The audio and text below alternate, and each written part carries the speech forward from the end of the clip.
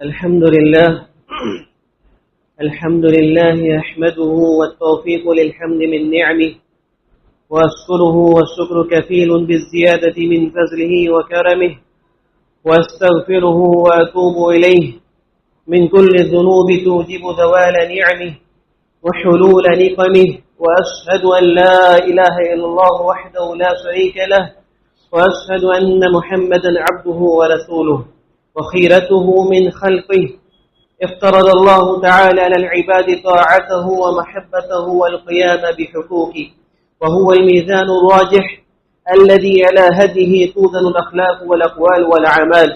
والفرقان المبين الذي باتباعه يميز أهل الحق من أهل الضلال فصلى الله وملائكته وأنبياؤه ورسوله وصالحون من بعد عليه وعلى آله وصحبه أجمعين كما وحد الله وعرف به ودعا إليه وسلم تسليما كثيرا. أما بعد فإن خير الحديث كتاب الله وخير الهدي هدي محمد صلى الله عليه وسلم وشر الأمور محدثاتها وكل محدثة بدعة وكل بدعة ضلالة وكل ضلالة في النار. فأعوذ بالله من الشيطان الرجيم. بسم الله الرحمن الرحيم. قاف والقرآن المجيد بل عجبوا أن جاءهم منذر منهم فقال الكافرون هذا شيء عجيب أئذا متنا وكنا ترابا ذلك رجع بعيد قد علمنا ما تنكث الأرض منهم وعندنا كتاب حفيظ بل كذبوا بالحق لما جاءهم فهم في أمر مريج أفلم ينظروا إلى السماء فوقهم كيف بنيناها وزيناها وما لها من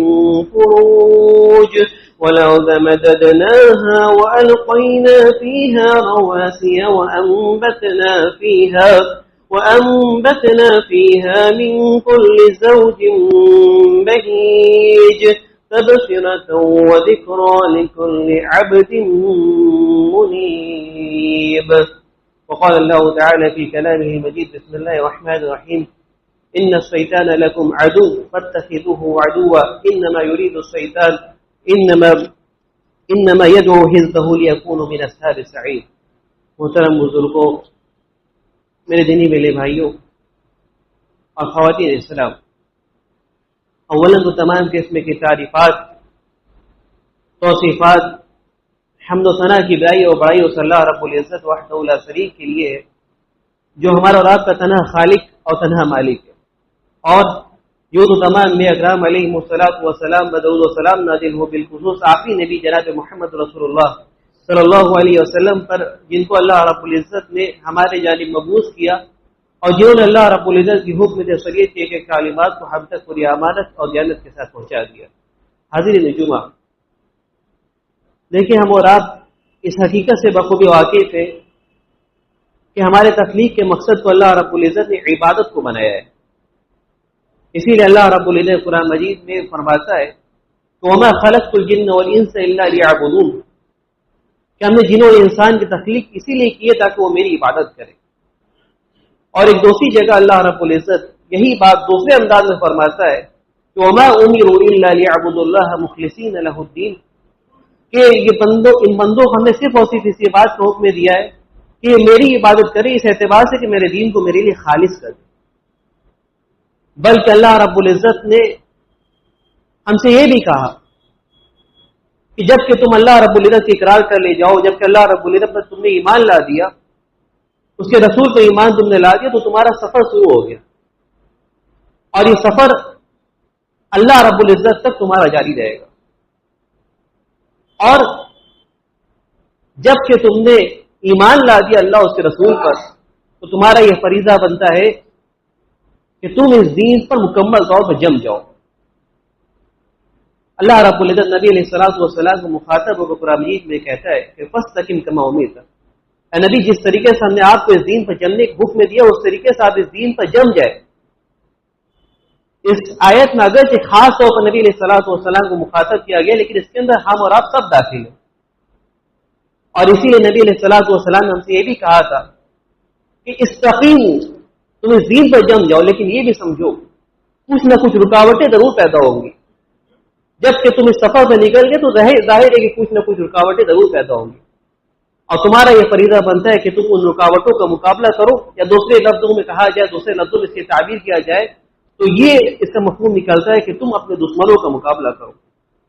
لہٰذا آج کے خطبہ جمعہ میں بال اختصار آپ لوگوں کے سامنے اس بات کی طرف روشنی ڈالنے کی کوشش کروں گا کہ ہم یہ پہچانے کہ در حقیقت ہمارے دشمن کون ہیں، اور یہ کہ ان سے بچنے کا کیا طریقہ، ان سے نجات کا کیا طریقہ کتاب و سنت کے اندر وارد ہے۔ ہم اللہ رب العزت سے یہی دعا کرتے ہیں کہ اللہ رب العزت ہمارا رات کا حامی و مددگار ہو۔ دیکھیے انسانوں کا سب سے بڑا دشمن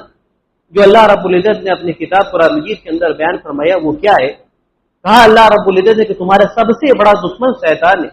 ان الشیطان لکم عدو فاتخذوه عدوا۔ اللہ رب العزت نے کہا کہ دیکھو لوگوں، تمہارا سب سے بڑا دشمن شیطان ہے، فاتخذوه عدوا، تو تم شیطان کو اپنا دشمن بنا لو۔ ہم اور آپ یہ جانتے ہیں کہ جب ہم سے یہ کہا جائے کہ فلاں انسان ہم پر حملہ کرنے والا ہے، فلاں جماعت ہم پر حملہ کرنے والی ہے، تو پھر ہم اس سے بچنے کا کوئی طریقہ نکالتے ہیں، کچھ پلاننگ کرتے ہیں کہ کہیں اچانک ایسا نہ ہو جائے کہ وہ ہم پر حملہ کر دے اور یہ کہ ہم ناکام ہو جائے۔ ٹھیک اسی طریقے سے اللہ رب العزت نے شیطان کے تعلق سے فرمایا کہ شیطان تمہارا بہت بڑا دشمن ہے، فاتخذوه عدوا، یہ تمہارا بہت بڑا دشمن ہے تو تم اسے دشمن بنا لو۔ اور اس کا مقصد کیا ہے؟ اللہ رب العزت نے اس آیت کے اگلے ٹکڑے میں فرمایا کہ انما يدعو حزبه ليكون من اصحاب السعير۔ شیطان یہ کیا چاہتا ہے؟ شیطان یہ چاہتا ہے کہ وہ خود بھی جہنم میں جائے اور اپنے ساتھ اپنے ساتھیوں کو بھی جو اس کی اتباع کرتے ہیں اس کو بھی جہنم میں لے جائے۔ بلکہ اللہ کے نبی صلی اللہ علیہ وسلم نے یہ بھی فرمایا تھا، کہا کہ دیکھو ان الشیطان یجری من الانسان مجرى الدم، کہ ابلیس کے ذریت میں سے اس کا ایک قرین، ابلیس کے ذریت میں سے اس کا ایک قرین انسان کے ساتھ لگا ہوا ہوتا ہے، اور وہ انسانوں کو گمراہ کرنے کی کوشش کرتا ہے، انسانوں کو بہکانے کی کوشش کرتا ہے۔ بلکہ اس ابلیس نے اللہ رب العزت سے وعدہ کیا ہے کہ میں تیرے بندوں کو آگے سے، پیچھے سے، دائیں جانب سے، بائیں جانب سے، ہر جانب سے اسے گمراہ کرنے کی کوشش کروں گا۔ تو یہ شیطان انسان کے خون کے اندر ویسے ہی دوڑتا ہے، انسان کے جسم کے اندر ویسے ہی دوڑتا ہے جس طریقے سے انسان کے جسم کے اندر اس کا خون دوڑتا ہے۔ ہمیں اور آپ کو یہ سمجھنا چاہیے، اسی لیے آپ یہ دیکھیں کہ دشمن کتنا بڑا ہے کہ اللہ رب العزت نے صرف یہ نہیں فرمایا کہ شیطان تمہارا بہت بڑا دشمن ہے، بلکہ اللہ رب العزت نے ہمیں یہ بھی بتلایا کہ شیطان کی پلاننگ کیا ہے، کس طریقے سے لوگوں کو شیطان گمراہ کرتا ہے۔ میں چند چیزوں کو ذکر کروں گا جس کے ذریعے سے آپ اندازہ لگا سکیں گے کہ شیطان انسانوں کو کیسے گمراہ کرتا ہے۔ سب سے پہلی چیز کہ شیطان انسانوں کو دھیرے دھیرے گمراہ کرتا ہے۔ شیطان انسانوں سے ڈائریکٹ یہ نہیں کہتا ہے کہ تم کفر کر بیٹھو، شیطان انسان سے یہ نہیں کہتا ہے کہ تم اللہ کا انکار کر دو، رسول کا انکار کر دو، نہیں، بلکہ اسے دھیرے دھیرے گمراہ کرتا ہے۔ اللہ رب العزت قرآن مجید نے فرماتا ہے کہ یا ایھا الذین آمنوا لا تتبعوا خطوات الشیطان ومن یتبع خطوات الشیطان فانہ یأمر بالفحشاء والمنکر، کہ وہ لوگوں جو ایمان لائے ہو تم شیطان کی پیروی نہ کرنا، شیطان کی چالوں پر کو نہ اپنانا۔ ومن یتبع خطوات الشیطان، اور جو انسان شیطان کی پیروی کرتا ہے، اس کے خطوات کی پیروی کرتا ہے، فانہ یأمر بالفحشاء والمنکر، تو یہ سمجھ لو کہ شیطان برائی کا حکم دیتا ہے، منکر چیزوں کا حکم دیتا ہے۔ اہل علم اس آیت کی تفسیر لکھتے ہیں، کہتے ہیں کہ اس آیت سے ہمیں یہ معلوم ہوتا ہے کہ شیطان انسانوں کو دھیرے دھیرے گمراہ کرتا ہے، اور ہم اور اب اس سے ملاحظہ بھی کرتے ہیں کہ رمضان کے دنوں میں ہم یہ دیکھتے ہیں کہ 5 وقتہ نماز ایک انسان نماز پڑھتا ہے، لیکن دھیرے دھیرے جیسے کہ رمضان کا مہینہ گزر جاتا ہے تو ایک انسان پہلے 1 وقت کی نماز چھوڑتا ہے، پھر 2 وقت کی نماز چھوڑتا ہے، پھر یہ کہ ایک وقت اس کے اوپر ایسا آتا ہے کہ وہ صرف اور صرف جمعہ کی نماز پڑھتا ہے، جمعہ کی نماز پہ اکتفا کرتا ہے اور یہ سمجھتا ہے کہ نہیں ہم نے اللہ رب العزت کے حق کو ادا کر دیا۔ میرے بھائیو یہ شیطان کی چال ہے، شیطان انسانوں کو دھیرے دھیرے گمراہ کرتا ہے۔ اسی طریقے سے شیطان کی چالوں میں سے دوسری چال جو اللہ رب العزت نے قرآن مجید میں ذکر کیا وہ یہ ہے کہ اللہ رب العزت نے فرمایا کہ شیطان انسان کے اعمال کو اس طریقے سے مزین کر دیتا ہے کہ انسان اس کے تعلق سے دھوکہ کھا جاتا ہے۔ اللہ رب العزت نے فرمایا کہ وَزَيَّنَ لَهُمُ الشَّيْطَانُ مَا كَانُوا يَعْمَلُونَ، انسان جو عمل کرتا ہے شیطان اس کے عمل کو اس اعتبار سے مزین کر دیتا ہے کہ انسان دھوکہ کھا جاتا ہے۔ پھر ایک وقت اس کے اوپر ایسا آتا ہے کہ وہ گناہ کو گناہ نہیں جانتا، وہ نیکیوں کو نیکی نہیں جانتا، وہ اللہ کے نبی صلی اللہ علیہ وسلم کی سنت کی تعظیم نہیں کرتا، وہ اللہ رب العزت کے حق کو ادا نہیں کرتا، وہ لوگوں کے حق کو ادا نہیں کرتا۔ کیوں؟ کیونکہ شیطان اس کے اعمال کو مزین کر دیتا ہے۔ اسی طریقے سے شیطان کی گمراہیوں میں سے گمراہی جو اللہ رب العزت نے قرآن مجید میں ذکر کیا وہ یہ ہے کہ شیطان انسانوں کے دل میں وسوسہ ڈالتا ہے، شیطان انسانوں کے دل میں وسوسہ ڈالتا ہے، اسے دوسروں کے خلاف بزدل کرتا ہے، اس کے دل میں شک ڈالتا ہے، اور یہ شک یہ بہت بڑی بیماری ہے، شبہات کی بیماری یہ بہت بڑی بیماری ہے۔ اسی لیے اللہ کے نبی صلی اللہ علیہ وسلم کثرت سے پناہ طلب کیا کرتے تھے کہ کہیں اللہ رب العزت نبی علیہ الصلوۃ والسلام کو کہ کہیں اللہ رب العزت مجھے شک کی بیماری میں مبتلا نہ کر دے۔ اور آپ دیکھیں کہ آدم علیہ الصلوۃ والسلام کو جنت سے کس وجہ سے نکالا گیا؟ اللہ رب العزت نے آدم علیہ الصلوۃ والسلام کو منع کر دیا تھا کہ اس درخت کے پاس مت جانا، اس درخت کے پھل کو مت کھانا۔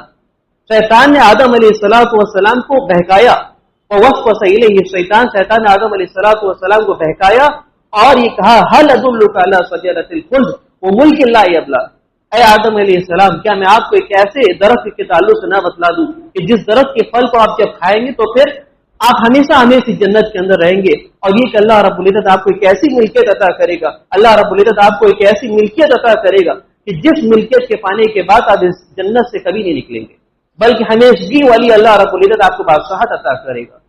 اس طریقے سے شیطان نے آدم علیہ الصلوۃ والسلام کو بہکا دیا۔ تو ضرورت اس بات کی کہ ہم یہ سمجھیں کہ شیطان کی گمراہیوں میں سے، شیطان کی چالوں میں سے ایک چال یہ کہ وہ لوگوں کو وسوسہ ڈالتا ہے۔ اسی طریقے سے شیطان کے مقاصد میں سے ایک مقصد یہ بھی ہے کہ وہ لوگوں کو آپس میں لڑاتا ہے، لوگوں کو آپس میں لڑاتا ہے، لوگوں کو ایک دوسرے کے خلاف بزدل کرتا رہتا ہے۔ اللہ رب العزت نے قرآن مجید میں فرمایا کہ انما یرید الشیطان ان یوقع بینکم العداوۃ والبغضاء، کہ شیطان کا بنیادی مقصد یہ ہے کہ تمہیں آپس میں لڑا دے، تمہیں آپس میں جھگڑوا دے، اور یہ کہ تم آپس میں تمہارے صفوں کے اندر اتحاد نہ رہے۔ ایوکع بینکم العداوۃ، وہ چاہتا ہے کہ تم آپس میں ایک دوسرے سے دشمنی کرو اور تمہارے دل میں ایک دوسرے کے خلاف بغض ہو۔ ہمیں اور آپ کو یہ سمجھنا چاہیے کہ شیطان کی گمراہیوں میں سے اور شیطان کی چالوں میں سے چوتھی چال یہ کہ وہ لوگوں کو آپس میں لڑواتا ہے۔ اسی طریقے سے شیطان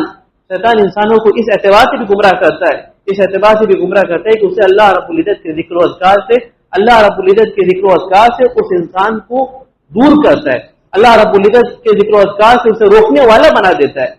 اللہ رب العزت نے قرآن مجید نے فرمایا شیطان کے تعلق سے کہ استحوذ علیہم الشیطان فانساہم ذکر اللہ، کہ جو لوگ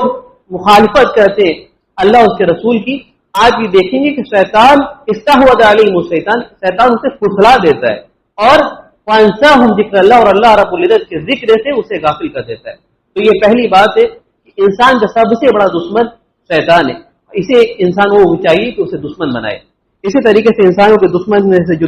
دوسرا بڑا دشمن ہے جو اللہ رب العزت نے اپنے کتاب قرآن مجید کے اندر ذکر کیا، وہ یہ کہ انسان کا خود نفس اس کا دشمن ہے، انسان کا خود کا نفس اس کا دشمن ہے۔ نفس کی تین قسم کو اللہ رب العزت نے قرآن مجید میں بیان کیا۔ ایک ہوتی ہے نفس لوامہ، کہ جب ایک انسان برائی کرتا ہے تو یہ نفس اس سے کہتی ہے کہ تم اس برائی سے باز آ جاؤ، اللہ رب العزت سے توبہ و استغفار کرو۔ نفس کی ایک دوسری قسم میں نفس مطمئنہ، جو کہ بالکل مطمئن ہوتی ہے، جو کہ اللہ رب العزت کو اپنا رب مانتی ہے، اور جو کہ نبی علیہ الصلوۃ والسلام کی تعظیم کرتی ہے، نبی علیہ الصلوۃ والسلام کے احادیث کی تعظیم کرتی ہے۔ اور اس نفس کے تعلق سے اللہ رب العزت نے قرآن مجید کے اندر ذکر کیا کہ جب یہ انسان اس دنیا کو چھوڑ کے جانے لگے گا تو اللہ رب العزت، یہ نفس اللہ رب العزت سے راضی ہوگا اور اللہ رب العزت اس سے راضی ہوگا۔ نفس کی ایک تیسری قسم جو اللہ رب العزت نے ذکر کیا وہ یہ کہ نفس امارہ، یہ لوگوں کو برائی پر ابالتی، یہ لوگوں کو منکر پر ابالتی کہ تم گناہ کرو۔ میرے بھائیوں، یہ نفس بہت بری نفس ہے، اسی لیے اللہ رب العزت اس کے تعلق سے قرآن مجید میں قسم کھاتا ہے، اور اللہ رب العزت کہتے ہیں کہ ان النفس لامارۃ بالسوء، یہ نفس امارہ یہ لوگوں کو برائی کا حکم دیتی ہے۔ تو میرے بھائیوں، اس نفس کی برائی سے بچنا چاہیے۔ اسی لیے اہل علم نے یہ ذکر کیا، کہا کہ دیکھو نفس کے اندر برائی دو بنیادی وجہ سے پیدا ہوتی ہے، نفس کے اندر برائی دو بنیادی وجہ سے پیدا ہوتی ہے۔ سب سے پہلی بات، انسان کے اندر جب انانیت آ جائے، انسان کے اندر جب یہ آ جائے کہ نہیں میں کچھ ہوں، جب انسان یہ کہنے لگے کہ میں کچھ ہوں، یا یہ کہ اس کے اندر کبر و غرور تکبر آ جائے، تو پھر یہ نفس انسان کو برائی کی طرف لے جاتی ہے، انسان کو برائی کی طرف مائل کر دیتی ہے۔ اسی لیے آپ یہ دیکھیں کہ شیطان کے تعلق سے جو سب سے بڑی گناہ، سب سے پہلے جس گناہ کو کیا گیا، سب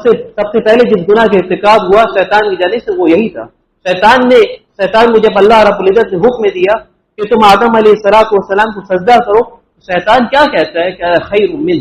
میں آدم علیہ السلام سے بہتر ہوں، خلقتنی من نار وخلقتہ من طین، کہ اے رب تو نے مجھے آگ سے پیدا کیا اور آگ بہتر ہوتی ہے، اور آدم علیہ السلام کو تو نے مٹی سے پیدا کیا اور مٹی میں کوئی خیر نہیں ہے۔ جب اس کے اندر یہ کبر و غرور آ گئی، جب اس کے اندر یہ تکبر آ گئی، جب اس کے اندر یہ انانیت آ گئی، تو اللہ رب العزت نے شیطان کو وہاں سے نکال دیا۔ تو میرے بھائیوں، اگر انسان کے نفس کے اندر برائی پیدا ہوتی ہے تو اس کی وجوہات میں سے بنیادی وجہ یہ ہے کہ انسان کے اندر جب انانیت آ جاتی ہے تو اللہ رب العزت کے حکم میں سے وہ نفس برائی کو حکم دیتی ہے۔ دوسری چیز استعجال الخیر، انسان خیر کے معاملے میں جلدی کرے، یعنی کہ انسانوں کے اوپر جب کسی طرح کی مصیبت آئے تو بجائے اس کے کہ وہ صبر کرے، وہ ملامت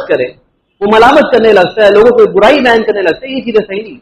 بلکہ انسانوں کو چاہیے کہ وہ صبر کرے، مصیبتوں پر صبر کرے۔ اسے یہ سمجھنا چاہیے کہ آج ہو سکتا ہے کہ وقتی طور پر اللہ رب العزت نے کسی طرح کی ہمیں مصیبت دے دی، لیکن ایک وقت ایسا بھی تو تھا ہم پر جب اللہ رب العزت ہم پر نعمتوں کو نچھاور کیا کرتا تھا۔ انسانوں کو چاہیے کہ صبر کرے برائیوں پر، جب کسی طرح کی مصیبت اسے پہنچے، آزمائشیں پہنچے تو اس پر وہ صبر کرے۔ اسی لیے اللہ رب العزت نے، بلکہ اللہ کے نبی صلی اللہ علیہ وسلم نے مومنوں کا یہ سیوا قرار دیا ہے، عجبا لامر المؤمن ان امره كله خیر۔ نبی علیہ الصلوۃ والسلام اس مومن پر تعجب کہتے ہیں کہ عجبا لامر المؤمن ان امره كله خیر، مومن کے تمام معاملات خیر ہے۔ ان اصابته السراء، جب اسے کسی قسم کی خوشی پہنچتی ہے، خوشحالی ہوتی ہے، تو وہ کیا کرتا ہے؟ ان اصابته السراء شکر، اس پر اللہ رب العزت کا شکر ادا کرتا ہے۔ وَإِنْ أَصَابَتْهُ ضَرَّاء، اور اگر اسے کسی قسم کی تکلیف پہنچتی ہے، کسی طرح کی آزمائش پہنچتی ہے، کسی طرح کے فتنے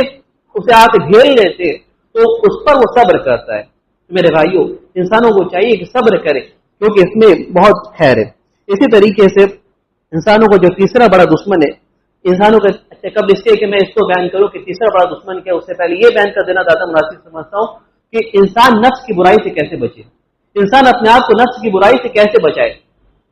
سب سے پہلے انسانوں کو چاہیے کہ اپنے نفس کا محاسبہ کرے، کہ کہیں ایسا تو نہیں کہ آج کے دن وہ دوسرے کو ملامت کر رہا ہے، خود اس کے نفس کے اندر کچھ کمی ہے۔ انسانوں کو چاہیے کہ پہلے اپنا محاسبہ کرے، اسی لیے اللہ رب العزت فرماتا ہے کہ وَلْتَنْظُرْ نَفْسٌ مَا قَدَّمَتْ لِغَدٍ، انسانوں کو چاہیے کہ اپنا محاسبہ کرے اور یہ دیکھے کہ اس نے کل کے لیے آگے کیا بھیجا ہے۔ اور اسی لیے حضرت عمر فاروق رضی اللہ عنہ کہا کرتے تھے کہ حاسبوا انفسکم قبل ان تحاسبوا، لوگوں اپنا محاسبہ خود کر لو اس سے پہلے کہ تمہارا محاسبہ کیا جائے۔ اور محاسبہ کیسے ہوتا ہے؟ عمل سے پہلے بھی ہوتا ہے اور عمل کے بعد بھی۔ عمل سے پہلے انسان کیسے محاسبہ کرے؟ یہ دیکھیے کہ اس کا عمل اللہ اس رسول کے بتلائے ہوئے طریقے کے مطابق ہے یا نہیں ہے، اور عمل کے بعد کیسے محاسبہ کرے؟ وہ یہ دیکھے کہ کہیں عمل کرنے کے بعد کہیں ایسا تو نہیں کہ اس کے اندر کبر و غرور پیدا ہو گیا، کہیں ایسا تو نہیں کہ اسے تکبر پیدا ہو گیا اس کے اندر، کہیں ایسا تو نہیں کہ وہ بہت اپنے آپ کو بہت بڑا انسان سمجھنے لگا، نہیں، بلکہ عمل کرنے کے بعد اللہ رب العزت سے دعا کرتے رہنا چاہیے کہ اللہ رب العزت اس کے اعمال کو قبول کر دے۔ اسی لیے حضرت عبداللہ بن عمر کے تعلق سے آتا ہے، کہتے ہیں کہ اگر اللہ رب العزت میرا ایک سجدہ قبول کر لے تو میرے نزدیک یہ دنیا اور وما فیہا، دنیا اور دنیا کے اندر جو کچھ بھی ہے ان سب چیزوں سے زیادہ بہتر ہے۔ تو میرے بھائیوں، انسانوں کو چاہیے کہ اپنے نفس کا محاسبہ کرے۔ اسی طریقے سے حسن البصری رحمہ اللہ کہتے ہیں کہ دیکھو، تمہارا اپنے نفس کا محاسبہ کرنا اور تمہارا اپنے نفس کے تعلق سے دیکھنا کہ تمہارا نفس کیا کر رہا ہے، کہتے ہیں یہ سب سے بڑا جہاد ہے۔ انسان اپنے نفس سے جیت جائے، انسان اپنے خواہشات کی پیروی نہ کرے اور اللہ رب العزت والی زندگی گزارے، ربانی زندگی گزارے، تو یاد رکھو کہ وہ انسان کامیاب ہو گیا۔ اسی لیے اللہ رب العزت فرماتا ہے کہ لوگوں میں سے کچھ لوگ ایسے ہیں کہ فرأیت من اتخذ الہہ ہوا، لوگوں میں سے کچھ لوگ ایسے، نبی علیہ الصلوۃ والسلام کو مخاطب ہو کر اللہ کہتا ہے کہ کچھ لوگ ایسے جنہوں نے اپنے نفس کو اپنا معبود بنا لیا، وہ من چاہے زندگی گزارتے، وَأَذَلَّهُ اللَّهُ الْعِلْمَ، اللہ رب العزت کہتا ہے کہ ان لوگوں کے پاس علم پہنچ گیا، لیکن اس کے باوجود یہ لوگ گمراہ ہو گئے، انہیں پتہ ہے کہ حق کیا ہے، انہیں پتہ ہے کہ شر کیا ہے، لیکن اس کے باوجود یہ اپنے نفس کی پیروی کرتا ہے، ان کا نفس ان سے جو کہتا ہے وہ اس کی پیروی کرتا ہے، لوگوں کے حقوق کا خیال نہیں کرتا، اللہ رب العزت کے حقوق کا خیال نہیں کرتے۔ تو یہ دوسری بات ہے کہ انسان کا سب سے بڑا دشمن اس کا اپنا نفس ہے۔ اسی طریقے سے انسانوں کا جو تیسرا سب سے بڑا دشمن ہے وہ یہ کہ خود دنیا ہے، یہ دنیا کی رنگینیاں یہ سب سے بڑی دشمن ہے انسان کی۔ اسی لیے اللہ رب العزت قرآن مجید میں اس دنیا کی حقیقت کو بیان کرتے ہوئے کہتا ہے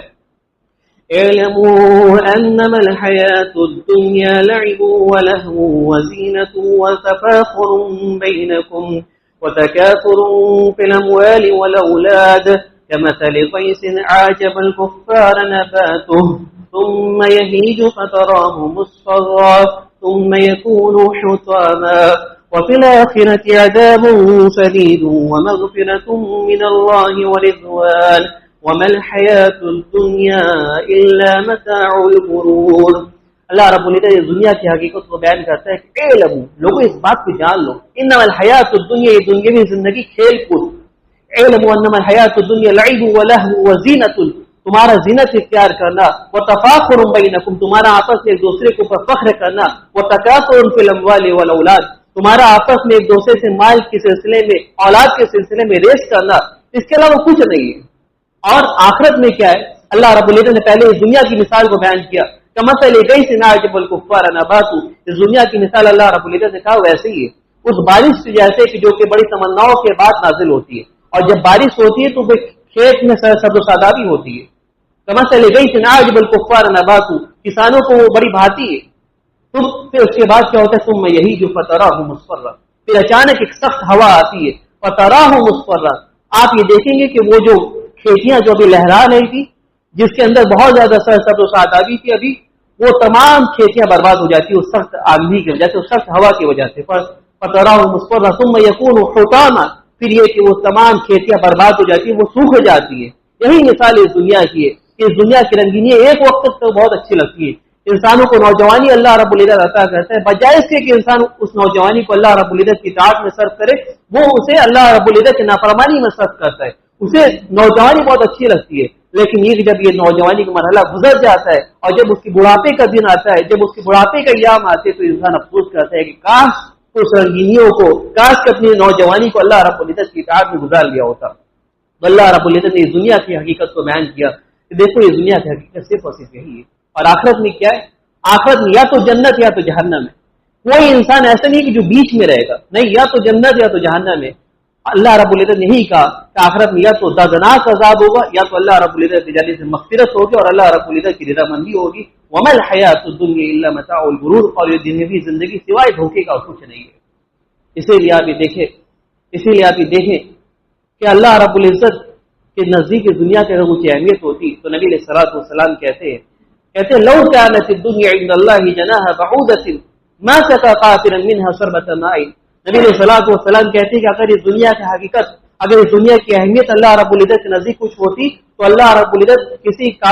ما سقى قاطرا منها شربة ماء، اگر اس دنیا کی حقیقت یا اس دنیا کی اہمیت اللہ رب العزت کے نزدیک کچھ ہوتی یا مچھر کے پر کے برابر بھی ہوتی، ما سقى قاطرا منها شربة ماء، تو اللہ رب العزت کسی کافر کو پانی کا ایک گھونٹ نہ پلاتا. جو لوگ اللہ کی انکار کرتے، رسول کے انکار کرتے، اللہ رب العزت اسے پانی کے ایک گھونٹ نہیں پلاتے. لیکن اللہ رب العزت نے اس دنیا کو، لیکن اس دنیا کی کوئی اہمیت نہیں اللہ رب العزت نزدیک، اس لیے اللہ رب العزت ان کی بھی روزی روٹی کا انتظام کرتا ہے. تو کہنا یہ چاہتا تھا کہ دیکھیے دنیا جب تک آپ کا ذریعہ ہے تو ٹھیک ہے، لیکن اگر دنیا کو انسان مقصد بنا لے، انسان دنیا کو اگر اپنا مقصد بنا لے تو پھر یہ دنیا اپنی رنگینیوں کے اندر اسے ڈھانپ لیتی ہے اور اس کے دنیا کے ساتھ آخرت کو بھی برباد کر دیتی ہے. بلکہ نبی علیہ الصلوۃ والسلام نے یہ بھی فرمایا تھا ایک حدیث کے اندر، کہا تھا کہ فتنۃ الرجل فی مالہ وآلہ، فتنۃ الرجل فی اہلہ ومالہ وجارہ تکفرها الصلاۃ والصدقۃ والصیام والامر بالمعروف والنهی عن المنکر، او کما قال النبی صلی اللہ علیہ وسلم. اللہ کے نبی صلی اللہ علیہ وسلم نے کہا تھا کہ انسان کے لیے فتنہ اس کے اپنے بیوی کے اندر، انسان کے لیے فتنہ اس کے اپنے مال کے اندر، انسان کے لیے فتنہ اس کے اپنے پڑوسیوں کے اندر. لیکن یہ تمام فتنے، یہ تمام آزمائشیں جو انسانوں کے اوپر ہے، ان تمام آزمائشوں کا مقابلہ انسان کیسے کرے؟ انسان نماز پڑھے، صدقات و خیرات کرے، انسان کو چاہیے کہ روزہ رکھے، انسانوں کو چاہیے کہ لوگوں کو بھلائی کا حکم دے، لوگوں کو اور برائی سے بچائے.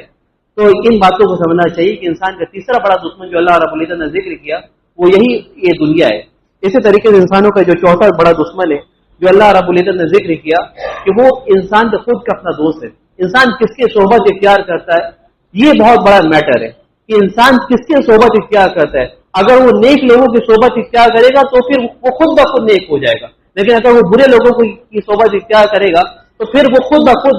گناہوں کا ارتکاب کرنے لگے گا. اسی لیے نبی علیہ الصلوۃ والسلام نے نیک لوگوں اور برے لوگوں کی ایک مثال کو بیان کیا. تاکہ دیکھو نیک لوگوں کی مثال، نیک صحبتوں کی مثال ویسی ہی جیسے کہ ایک عطر بیچنے والا ہے. آپ جب ایک عطر بیچنے والے کے پاس جائیں گے تو یا تو اسے عطر کو خرید لیں گے، آپ کو فائدہ ہوگا، یا یہ کہ اگر آپ عطر نہیں خریدیں گے تو کم از کم وہ جو خوشبو رہے گی وہ آپ کے کپڑے پر باقی رہے گی۔ دو فائدوں میں سے ایک فائدہ آپ کو ضرور ہوگا، لیکن اس کے مقابلے میں ایک بھٹی جلانے کے والے کے پاس جب آپ جائیں گے، اللہ کے نبی صلی اللہ علیہ وسلم نے کہا کہ برے لوگوں کی مثال، بری صحبتوں کی مثال ایسی ہے کہ جیسے آپ ایک بھٹی جلانے والے کے پاس جائیں گے تو یا تو وہ آپ کے کپڑوں کو جلا دے گا، یہ اس میں آپ کا نقصان ہوگا، یا یہ کہ اگر وہ آپ کے کپڑوں کو نہیں جلائے گا تو آپ کے کپڑوں پر اس کی بو بیٹھ جائے گی، آپ کے کپڑوں پر اس کی گندگی بیٹھ جائے گی۔ تو میرے بھائیوں، دوستوں کو اختیار کرنے میں بڑی احتیاط کے ساتھ کام لیں کہ ہم کس کی صحبت اختیار کر رہے ہیں۔ اسی لیے آپ یہ دیکھیں کہ ابتدائی اسلام میں کتنے ایسے صحابہ کرام ہیں جن کے تعلق سے یہ آتا ہے کہ جب ان کے دوستوں نے ان کے دین کی طرف بلایا، جب ان کے دوستوں نے ان کو دعوت و تبلیغ کی تو پھر وہ اسلام لے آئے، انہوں نے اسلام کو قبول کر لیا۔ نتیجہ کیا ہوا؟ اللہ رب العزت نے ان صحابہ کرام کی زندگی کو بھی بنا دیا، ان صحابہ کرام کی دنیا کو بھی بنا دیا اللہ رب العزت، اور اس کے ساتھ ساتھ دنیا کے ساتھ اللہ رب العزت نے آخرت کو بھی سنوار دیا۔ لیکن یہ کہ اگر یہی دوست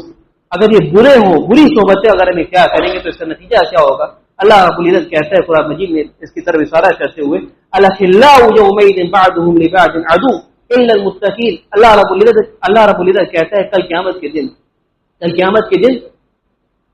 جو دوست بڑے جگری ہوں گے، جن کی دوستیاں بڑی پرانی ہوگی، کل قیامت کے دن یہ بھی الاخلاء یومئذ بعضهم لبعض عدو، یہ کل قیامت کے دن دشمن ہوں گے، سوائے اس کے کہ جو متقین ہوں گے، جن کے ہاں تقویٰ ہوگا، وہ لوگ دشمن نہیں ہوں گے۔ حافظ ابن حجر رحمہ اللہ اس آیت کی تفسیر میں یہ بات لکھتے ہیں، کہتے ہیں کہ کل صداقت وصحابت لغیر اللہ تتقلب یوم القیامت عداوۃ، کہتے ہیں کہ ہر ایسی دوستی جو غیر اللہ کی لکھی گئی ہو، ہر ایسی دوستی جس کے پیچھے مقصد یہ نہ ہو کہ اللہ رب العزت کی رضا حاصل کرنا ہے، ہر ایسی دوستی جس کے پیچھے مقصد یہ نہ ہو کہ اللہ رب العزت کی خوشنودی حاصل کرنا ہے، کل قیامت کے دن یہ دوستی چاہے کتنی پرانی کیوں نہ ہو، چاہے کتنی جگری کیوں نہ ہو، لیکن اللہ رب العزت کی اس دوستی کو کل قیامت کے دن دشمنی کے اندر بدل دے گا۔ کل قیامت کے دن یہ دوست دشمن بن جائیں گے اگر دوستی کے پیچھے مقصد یہ نہ ہو کہ ہمیں اللہ رب العزت کی رضا حاصل کرنا ہے، بلکہ اللہ رب العزت نے یہ بھی بیان فرمایا، یہ بھی اللہ رب العزت نے بیان فرمایا کہ دیکھو یہ لوگ اپنے ہاتھوں کو چبائیں گے۔ اللہ رب العزت کہتا ہے کہ یوم یعض الظالم علی یدیہ یقول یا لیتنی اتخذت مع الرسول سبیلا، اس دن ظالم اپنے ہاتھ کو چبائے گا، اپنے ہاتھوں کو مارے حسرت چبائے گا اور یہ کہے گا کاش میں نے رسول کے ساتھ راستہ اختیار کر لیا ہوتا، کاش اللہ کا کہا مان لیا ہوتا، کاش رسول کا کہا مان لیا ہوتا، اور یا لیتنی لم اتخذ فلانا خلیلا، آئے کاش کہ میں فلاں کو اپنا دوست نہ بنایا ہوتا۔ تو ضرورت اس بات کی کہ ہم ان باتوں کو سمجھیں اور دشمنوں کے جو نقصانات ہیں، دشمنوں کے جو حیلے ان سے بچنے کے لیے ہم کوئی نسخہ اپنا جس کے ذریعے ہم ان نگینیوں سے اور اس طرح کی فتنوں سے بچ جائے۔ ہم اللہ رب العزت سے یہی دعا کرتے ہیں کہ اللہ رب العزت ہمیں کہنے اور سننے سے زیادہ عمل کرنے کی توفیق عطا کرے، اللہ رب العزت ہمارے گناہوں کو معاف کر دے، اللہ رب العزت ہمارے خطاؤں کو درگزر کر دے، اور ہمیں سے جس کے والدین یا ایک ان میں سے کوئی ایک دنیا کو چھوڑ کے چلے کہ اللہ رب العزت ان کی قبر کو منور کر دے، ہمیں سے جس کے والدین زندہ اللہ رب العزت انہیں تا حیات صحت و عافیت کے ساتھ زندہ رکھے، اور جب ان کے وفات کا وقت آئے تو اللہ رب العزت انہیں حسن خاتمہ عطا کرے، اور جب وہ اس دنیا کو چھوڑ کر چلے جائے تو اللہ رب العزت ان کے حسنات کو قبول کرے، اور یہ کہ جب ہمارے خاتمے کا وقت آئے تو آخری کلمہ جو ہماری زبان پر ہو وہ لا الہ الا اللہ، آمین، وآخر دعوانا ان الحمد للہ رب العالمین۔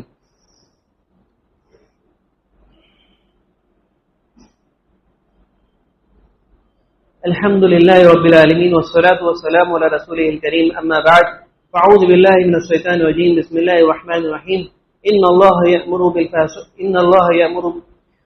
أعوذ بالله من الشيطان الرجيم، بسم الله الرحمن الرحيم، إن الله ملائكته يصلون على النبي يا أيها الذين آمنوا صلوا عليه وسلموا تسليما، اللهم صل على محمد وعلى آل محمد كما صليت على إبراهيم وعلى آل إبراهيم إنك حميد مجيد، اللهم بارك على محمد وعلى آل محمد كما باركت على إبراهيم وعلى آل إبراهيم إنك حميد مجيد۔ عباد الله رحمكم الله، إن الله لا يأمر بالفحشاء والمنكر والبغي يعظكم لعلكم تذكرون، اذكروا الله يذكركم وادعوه يستجب لكم ولذكر الله